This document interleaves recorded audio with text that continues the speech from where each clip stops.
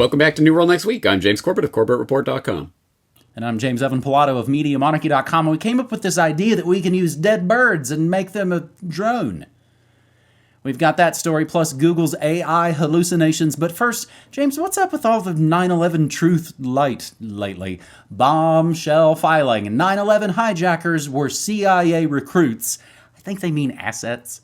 At least 2 9/11 hijackers had been recruited into a joint CIA-Saudi intelligence operation that was covered up at the highest level, according to a newly released court filing, raising grave questions about the relationship between ALEC Station, a CIA unit set up to track al-Qaeda chief Osama bin Laden and his associates, and 2 9/11 hijackers, leading up to the attacks, which was subject to a cover-up at the highest levels of the FBI, obtained by Spy Talk. The filing is a 21-page declaration by Don Canestraro, a lead investigator for the Office of Military Commissions, the legal body overseeing the cases of 9/11 defendants.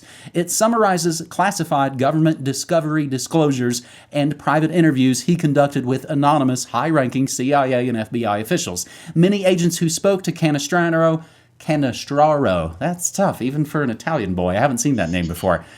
Canestraro headed up Operation Encore.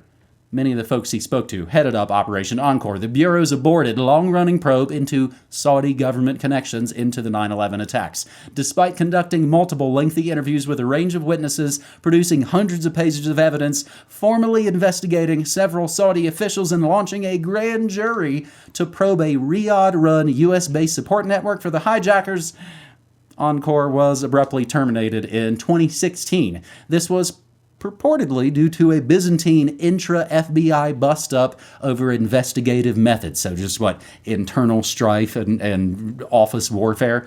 When originally released in 2021 on the office's public court docket, every part of the document we've seen these classic ones. New documents released, completely blacked out. Every part of the document was redacted except an unclassified marking. Given its explosive contents, it's not difficult to see why. As Canestraro's investigation concluded, at least 2 9/11 hijackers had been recruited, either knowingly or unknowingly, I think that's one of the key parts here, into a joint CIA-Saudi intelligence operation, which may have gone awry. We will include the link to the PDF, Canestraro Declaration, that 21-page piece. And spoiler, none of this is truly anything new, of course, to fans of False Flags, The Secret History of Al-Qaeda, that 3-DVD set we can talk about at the end of this episode. James, I was actually a little surprised. I ran the search on MediaMonarchy.com for ALEC Station, and I've actually got a post from when ALEC Station was shut down. I called it Osama Bin Forgotten, July 4th, 2006. So, James, if we were covering things like this back in 2006, imagine the things that we're covering now and how much they'll resonate in 15 years, if we can make it. Yeah. Well, maybe we should have been listening to the Jameses about that 5th-generation warfare transhuman stuff. Maybe. Oh, boy. I hope not. I hope we are totally wrong. But in the meantime, I found this story interesting for a couple of reasons. One, because bombshell, 9/11, the hijackers were recruits, so the CIA, wow, okay. So I clicked into this, and the first thing I did, I noticed, okay, here's a big summary of this document, but here's the link of the document up top. So the first thing I did was click into the document, and I started reading. And it became almost like a game. Like, how far will I have to go through this document before I find something that isn't covered or hasn't been covered or talked about or known about for many years? And I kept reading and reading and reading and reading, and there's really nothing new in here. I'm not going to dismiss it as unimportant, but I think it is important for people to situate it in the right context. So as you say, for people who saw at the very least False Flags, The Secret History of Al-Qaeda, will already know the bare bones of this story and the various players involved in it.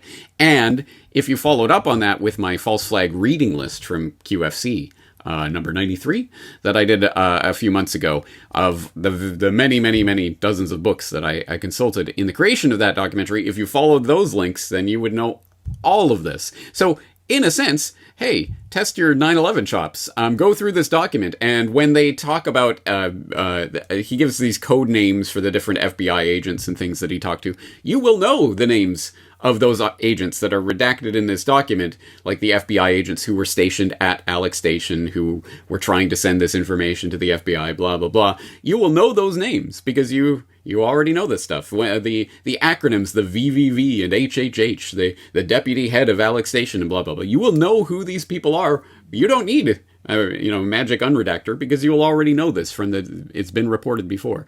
Anyway, so that might be a fun little game for 9/11 truthers to play. But anyway, this article also does an absolutely horrible job of trying to explain, it really doesn't explain who this Canestraro guy is or what his place in it is. So I will throw people back to actually the source of this, floridabulldog.org, which notes that Canestraro is part of the defense team for Guantanamo detainee Ammar al-Baluchi, a Pakistani citizen who's awaiting trial with 4 other men accused of planning the 9/11 attacks. So this is part of the big KSM, trial thing that's never, ever actually going to happen, but there's still stuff being filed.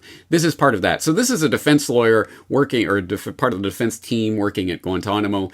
In that sense, this is an important document, and it has some interesting pieces of this puzzle, especially if you don't know the story of these particular dupes, patsies, moles, agents, recruits, whatever you call them. It's got all of the bare basic details of that, and it's even got Richard Clarke on record saying 9/11 was a false flag, which is kind of a big deal. Oh, you mean the counter-terror czar under Clinton and Bush says 9/11 was a false flag operation? Of course, he means it in a very specific way, which I talked about in False Flags, The Secret History of Al-Qaeda. And I guess the sort of overall picture to take from this is I won't dismiss it by saying this is limited hangout, because that isn't quite the right way of understanding it. It is the Russian nesting doll. Yes, there is absolutely this layer of Saudi intelligence involvement in handling the patsies, dupes, moles, distractions, whatever you want to call them, that were being shuffled around and enabled to do what they so supposedly did on 9/11. And that is actually part of the story, and it is an important part. But that's only one of the layers. And when you open up the next layer, actually, it was a CIA operation that they were outsourcing to the Saudi GID so that they could then legally spy in the United States. But why were they doing that? And you keep having to go further and further into the Russian nesting doll to get to the real story.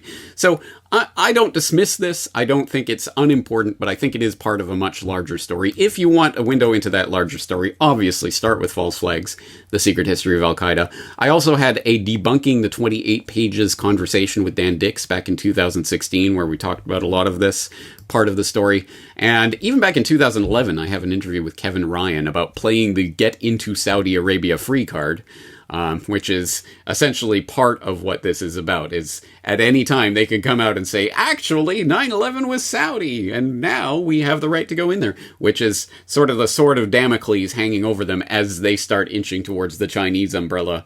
There's some big geopolitical ramifications to all of this kind of stuff. Anyway, if you want that, I will put the links in the show notes so people can inform themselves to their heart's content.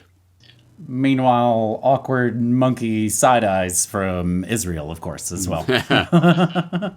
Man, I wish we had the production might and budget to be able to bust out the 29th Plane documentary. Because as we've been talking about here recently, it's like TMZ has the 5th Plane documentary featuring, of course, noted fan and stalwart of 9/11 truth, Bill Maher. So Bill Maher and Tucker Carlson, 2 on-the-record haters of 9/11 truth, now they get to play the 9/11 truth. That's what's so strange about this, James. I know we talked about this off air, and I'm not actually sure if you did.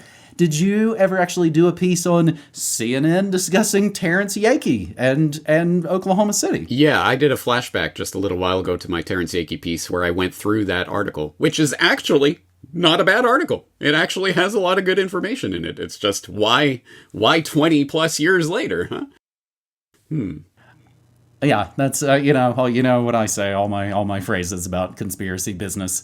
It is, of course, the anniversary of all of those massive, ginormous events like Waco and Oklahoma City, and all of those going on pretty much right now as I come to you, April 19th, 2023, on New World Next Week, episode 517. Our second story: Google CEO Sundar Pichai says AI's potential downsides keep him up at night. Google CEO Sundar Pichai believes artificial intelligence is the most profound technology in the history of human civilization, more important than fire and electricity. And he's not being hyperbolic at all. But he doesn't understand fully how it works. He said this in an interview with CBS's 60 Minutes on April 16th, just this past Sunday. We need to adapt as a society for it. This is going to impact every product across every company, Pichai said. Recent breakthroughs in AI in a conversation with CBS journalist Scott Pelley. Google in February, James, I hadn't even heard anything about this, introduced Bard, an AI chatbot, to, of course, compete with ChatGPT and Microsoft's new Bing. And Google's recently made it available to the public. In an internal letter to the Gulag Little Eichmanns in March, Pichai said the success of Bard will depend on public testing and caution things could go wrong as the chatbot improves itself through interacting with users. He told Scott Pelley Google intends to deploy AI in a beneficial way. Well, there we go. All good. Good night, everybody. They're gonna do it in a beneficial way, but suggested how AI develops, might be totally beyond our control. It's, maybe think of it like once they let loose all the weird Terminator seeds from Bear Santo. I don't know what's gonna happen. So far, Bard's performance is impressive at times and confusing at others. They note it was super fast and accurate on a Ernest Hemingway quote. But in another test, however, Pelley asked Bard about inflation and received a response with suggestions for 5 books that, when he checked later, don't exist. I thought it first meant like one of them didn't exist. All 5 books don't exist. In the AI industry, this type of error is called a hallucination, and engineers aren't sure why they happen. Pichai added that it's similar to how little scientists understand about how the human mind works. Quote, we don't have all the answers there yet, and the technology is moving fast. Does that keep me up at night? Absolutely, end quote, he said. In late March, of course, Elon and a group of tech leaders signed an open letter calling for a 6-month pause in developing AI systems that are more powerful than OpenAI's newly launched GPT-4. I will include the link to 60 Minutes, nearly half-hour advertisement for Alphabet Incorporated, posted conveniently to Alphabet Incorporated's ThemTube, the AI revolution, Google developers on the future of artificial intelligence. And I've also got an archived article from the Washington Post. Washington vows to tackle AI as tech titans and critics descend. James? All right. Well, since you raised the specter of broken clock Elon Musk, he is right twice a day. And in this case, there's a recent post up. Elon Musk, I'm a speciesist and pro-human. Google's Larry Page wants to become a digital god. And he's talking about the late night conversations that him and Larry Page used to have about AI. And he thinks that, and Larry Page apparently at some point accused Elon Musk of speciesism because he was concerned about, the future of humanity as opposed to the future of AI. Anyway, take that for what it's worth. The personal reminiscences of technocratic huckster Musk. Save us from the AI with my brain chip. But anyway, I think there is definitely some very, very big worries about what Google is cooking up, especially people like Ray Kurzweil and others, these insane transhumanist would-be tyrants that are buried deep within the bureaucracy of Google. But don't worry, guys, the U.S. government's going to come along and solve everything. That's basically the gist of that Washington Post article you're referencing there, which is worth a read, if only to see what... So here's this big existential threat to the future of humanity, and don't worry, guys, the FTC recently issued a warning telling companies they could face penalties if they falsely exaggerate the promise of artificial intelligence products and don't evaluate risks before release. All right, problem solved, guys.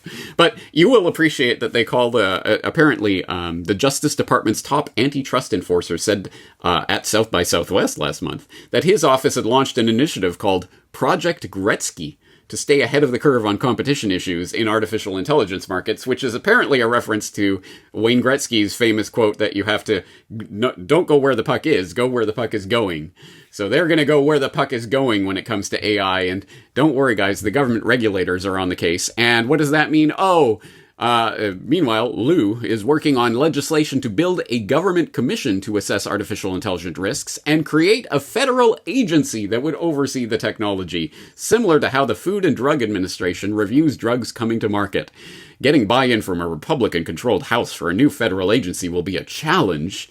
He warned that Congress alone is not equipped to move quickly enough to develop laws regulating artificial intelligence. Yes, we need more power, more laws, more government. Government will save us, guys. Anyway, that is ridiculous and should send a chill down the spine of anyone who's listened to my conversation on Upton Sinclair's The Jungle from Film Literature New World Order number 35, where I talked about the creation of the FDA largely on the back of the hype that was gimmed up about the meatpacking industry for a good reason. It was a horrible, corrupt, dirty industry in every possible way, but the solution was the FDA, which has served us well ever since. Happily ever after, guys. So, maybe that's not going to be the real answer here. But I will just put it in people's lap, because I know everyone likes to endlessly talk about, well, it's not real intelligence. Actually. Okay, yeah, you're right, guys. It ain't real intelligence, of course. But it's doing some really seriously creepy things, and more creepy by the day. There are a million examples that are coming out every single day now. I almost can't avoid them in the news feeds anymore. I just saw Dreamrix, or something like Dreamix, maybe it was called, from Google, which is their new technology for text to video. You type in what you want to see, and it generates the video, and there's some pretty convincing ones that it's able to generate. Sorry, Brock, you're almost out of a job, but don't worry, because then pretty soon it'll just be like, generate a post in the style of James Corbett and edit it in the style of Brock West, and you'll have your new Corbett Report documentary. Yay!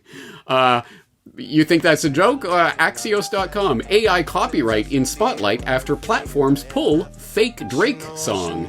Yep, some guy digitally generated a completely fake Drake and The Weeknd song, and it got pulled for copyright.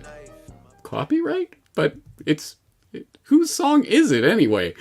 Anyway, and more seriously, Activist Post has this up. ChatGPT introduces next level of satellite surveillance, which talks about how a researcher used ChatGPT connected into satellite image databases to track the Chinese spy weather balloon. Remember when the UFOs were going to take over the planet Earth a couple months ago? They were able to track the entire journey of that balloon from satellite imagery by giving a crude drawing of what they thought a balloon might look like on satellite imagery, and then asking ChatGPT to go through and find it, and they were able to track the entire progress of this from the bajillions of images that they had. That's the real kind of thing that this is good at. Obviously, this isn't intelligence, and it's not thinking, and it doesn't have a soul, but it can do these incredibly impossible things for average humans to do in the blink of an eye. And as this article goes on to point out, of course, what is the dream of this? Well, eventually, of course, they want to be able to feed in absolutely anything, and for the AI to be able to track where that is anywhere on planet Earth because of the pervasive satellite imagery that's being put up there from Bill Gates and whoever else is putting up the global satellite networks. So that's part of what's coming in the near future. But anyway, if you want my real take on this, I will direct people back to my editorial from a couple months ago, The Real Dangers of the Chatbot Takeover, where I posit that perhaps it isn't the Skynet Terminator future that we need to be worried about so much as the Spike Jonze's Her future. For anyone who saw that movie, if you didn't, I think it's at least worth a consideration, because for my money, I think the most scary part of all of this is how people will start to interact with and treat this as some sort of oracle, as some sort of thing. I'm already seeing the headlines on a daily basis now. AI says blah, blah, blah, and therefore it must be true, right? It's already starting to infest people's minds, and at the point at which people start developing relationships with their operating systems, like in Her, it's game over for humanity. Anyway, on that happy note. You said a lot of media monarchy things there, James. I'm actually more of a fan of Electric Dreams.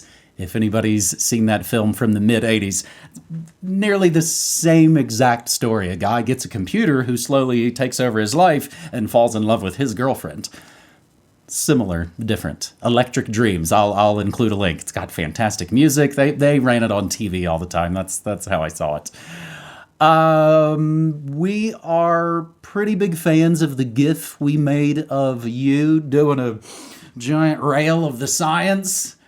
We use that GIF all the time in the Media Monarchy Discord. I think we might need to make one of you going, actually, and pushing your glasses up. We can use that one a lot as well. And since you mentioned the great one, I will shoehorn in the mention that I did win the Monarchy Hockey Championships. Finally, on this New World Next Week, episode 517, I meant to ask James if I could make this joke on the air. Philip K. Dick, heads, take note. Birds aren't real? Dead birds get new life. New Mexico researchers develop taxidermy bird drones. Taking this from Reuters, scientists right down here in New Mexico are giving dead birds a new life with an unconventional approach to wildlife research. A team at the New Mexico Institute of Mining and Technology in Socorro is taking birds that have been preserved through taxidermy, which is actually a huge thing Fish and Wildlife departments do. I saw a ton of that actually in West Virginia back in the day. But what they weren't doing was converting them into drones to, well, let's say we're studying flight right now. James, I've already sort of jumped 3 moves down the chessboard to see that now they're just saying, oh, this is good for energy. I've already followed it down the road. This is not going to be a good thing.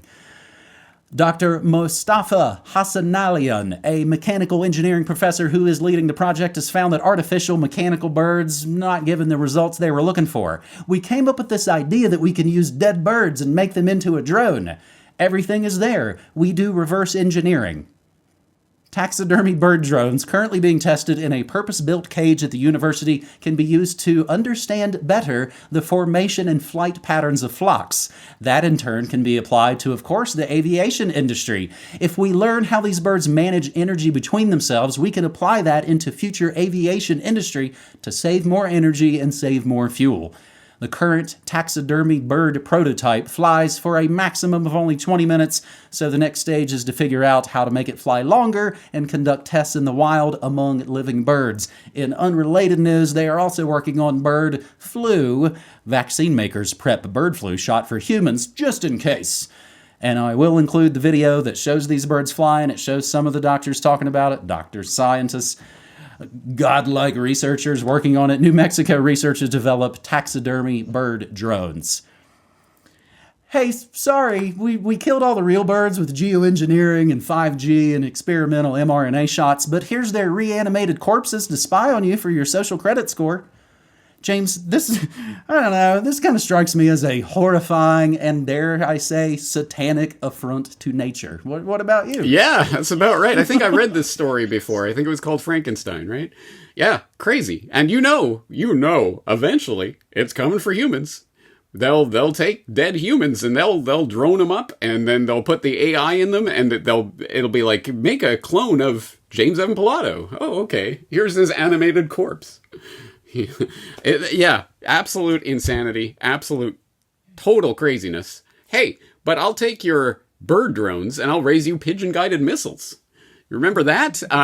B.F. Skinner, working for the U.S. military in World War II, what did he come up with? Hey, you know how I've spent all that time teaching pigeons how to, do things in order to get their pellet rewards to prove that humans are basically machines? Well, why don't we take those pigeons and get them to guide missiles into enemy targets? Yay. Bat bombs, cat bombs, all sorts of things were tested out. You would know all about that if you remember my 2017 video on 5 unbelievably stupid ideas government actually tried. That was one of them, animals as weapons. So there's unfortunately a precedent for this kind of stuff. But they, taking the dead animals and reanimating their corpses is kind of taking it to a different place, isn't it? It, again, I'm the broken record. They steal the real and sell you the fake. Man, look at those beautiful palm trees. Oh, wait, those are 5G towers. It just kind of strikes me all in the similar way, James. NewWorldNextWeek.com. As we announced for you last week, NewWorldNextWeek.com does have those brand new Corbett Report 2011 USBs. They are now in and they are shipping. Plus, of course, those DVDs like the Secret History of Al-Qaeda, False Flags that we talked about earlier, plus t-shirts, and of course, my Danny Casolaro Octopus radio play. In other news, spring break, dude! I'm going to take next week off the air from Media Monarchy, and then the week following that, James, I had to look it up. Golden Week is what that is? Okay, well, you guys don't celebrate Golden Week in the U.S.? Come on. Yeah, Golden Week. So that's, there's a big holiday, that Wednesday, all that stuff, Japanese public holiday, which of course means stuff's closed and family schedules are all wrecked and thrown up into the air. So that means, of course, whatever major psyops happen, like maybe even by the time people are listening to this tomorrow on 420, so that between now, 420, and May Day, we'll have to analyze all of that. Then when we return, James, that is New World Next Week, episode 517. Don't worry about it, James. Nothing important ever happens when we're gone. It's always quiet news cycle, and we come back, and then the news starts up again, right? Whew. Well, I'm looking forward to whatever craziness will be here in the next few weeks. Anyway, see you next month. All right, buddy. Thank you. Take care.